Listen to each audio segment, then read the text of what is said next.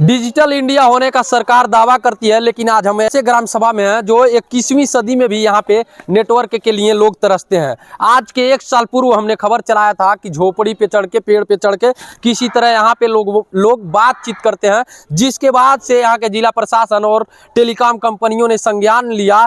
1 साल हो गया ये पिलर लगवाए हुए, टावर खड़ा किए, लेकिन आज तक यहाँ पे नेटवर्क की व्यवस्थाएं नहीं दी गई। और आज भी लोग वही हालात जो आज के 1920 कहा जाए तो आज भी ये लोग 21वीं सदी में 1920 का ये लोग जीवन यापन कर रहे हैं और नेटवर्क से दूर हैं। और सरकार डिजिटल होने का दावा करती है और हर चीज़ें ऑनलाइन की है, लेकिन वहीं पे एक ऐसा ग्राम सभा जहां पे नेटवर्क न होने से लोग काफ़ी दिक्कत होता है और डिजिटल जो कार्य होते हैं वो कहीं ना कहीं नहीं हो पाता और यहाँ से 10 से 15 किलोमीटर चौक जाके अपना जो कार्य करना होता है वो करते हैं। और यहाँ तक कि जो सरकार के द्वारा एम्बुलेंस बुलाने की कॉलिंग संख्या 108 है वो भी नहीं कर पाते हैं। यहाँ पे कॉलिंग के द्वारा तो छोड़िए, यहाँ से बाइक या साइकिल, मोटरसाइकिल से लोग जाते हैं एम्बुलेंस को बुलाने के लिए, हॉस्पिटल जाते हैं, वहाँ पे सूचना देते हैं, तब जाके एम्बुलेंस आता है। कहा जाए तो दुर्भाग्यवश किसी का जान भी चला जाता है उस समय में आने जाने में।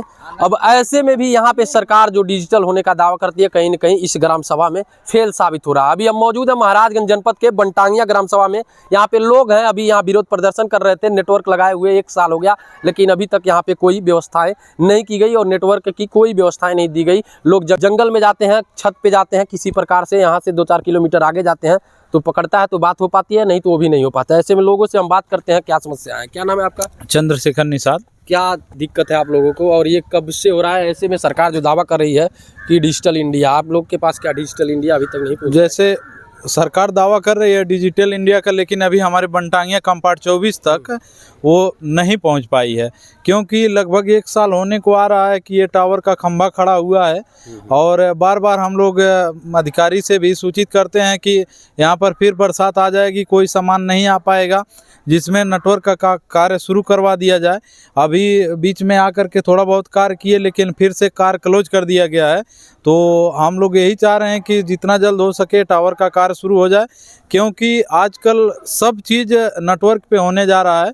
जैसे अभी खाद्यान्न जो राशन हम लोग वितरण कर रहे हैं उसमें भी ई वेइंग मशीन लगने जा रहा है, जो स्पेशल नेटवर्क से ही चलना है। अभी भी जो चल रहा है मशीन वो भी तो नेटवर्क से ही चला, कैसे चलाते हैं उसको? तो अभी उसको चलाने के लिए हम दूर लेकर के लगभग 2 किलोमीटर दूर जा करके आज सभी गांव वालों को बुला करके वहां पर लोग भी 2 किलोमीटर दूर जाकर दूर जा करके फिंगर लगाते हैं और वो भी पेड़ पर रख करके मोबाइल वगैरह किसी तरह से वाईफाई कनेक्शन से उसको कनेक्ट कराते हैं।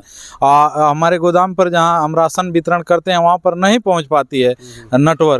तो अभी सरकार फिर ई पास मशीन और वेइंग मशीन देने जा रही है। अभी वो चीज़ें तो जब तक नेटवर्क नहीं लगेगा यहाँ चल नहीं पाएगा। पहले तो मान लीजिए फिंगर लगाना होता था तो आप फील्ड में जाके लगा लेते थे, चले आते थे जी। अब खाद्यान्न भी तो आपको फील्ड में ही ले जाना पड़ेगा, क्योंकि जब फिंगर लगेगा तो उसी दौरान अब राशन भी देना है उसी मशीन पे।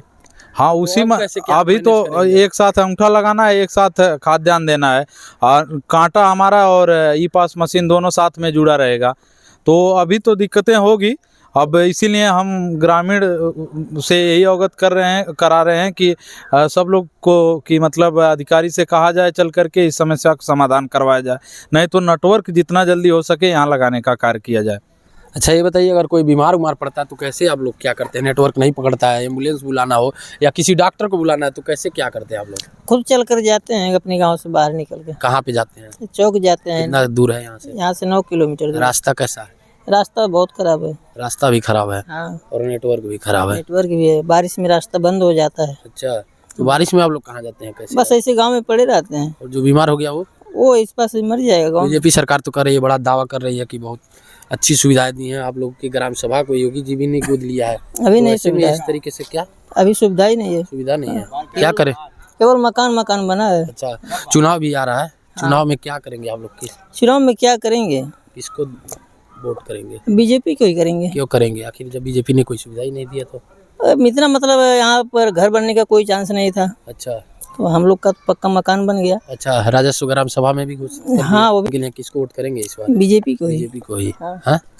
अच्छा, वो भी देगा बीजेपी, रास्ता भी देगा फिर। हाँ। अभी थोड़ा समस्या है। अच्छा, वो भी धीरे धीरे दूर हो जाएगा। नेटवर्क के बारे में क्या कहेंगे? नेटवर्क का भी तो सरकार डिजिटल इंडिया बना रही है, फिर भी आपका ग्राम सभा अभी भी अब नेटवर्क। पोल खड़ा हो गया है, मशीन का काम बाकी है। अच्छा, हाँ। ये बताइए, पंकज चौधरी जो यहाँ के वित्त राज्य मंत्री भी हैं और आपके जनपद के सांसद हैं, कैसा काम करते हैं? ये कैसा काम किया? अच्छा ही काम किए हैं। आपके ग्राम सभा के लिए अब तक उन्होंने क्या किया? 30 साल से वो सांसद हैं। अभी तो कुछ ऐसा दिखाई नहीं दे रहा हमको। यानी बीजेपी के नाम पे वोट देंगे? पंकज चौधरी और बीजेपी में चुनना हो तो किसको चुनेंगे आप? बीजेपी को। पंकज चौधरी कैसे चुनेंगे? तो यानी आप पार्टी के नाम पे वोट देते हैं? हाँ। और अगर पंकज चौधरी अगर किसी और पार्टी से आ जाए तो?